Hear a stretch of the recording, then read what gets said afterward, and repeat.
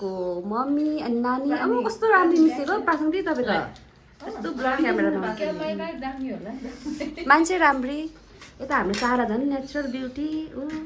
पनि अब मम्मी हुन आँटेको छ झन् राम्री झन् ब्युटी यहाँ त झन् ऊ त अब हेर त तिम्रो झन् दामी भएछ तर साँच्चै तिमीलाई नि त्यो पहिलाको सर्ट हेर्नु भन्दा यसमै राम्री तर मलाई आमा बाउले फुर्सदमै बनाएको छोरी के त्यो बेला यहाँ चाहिँ हाम्रो अर्ग्यानिक के भन्छ कोदोको चाड यहाँ हो म चाहिँ यो खाँदैछु खाने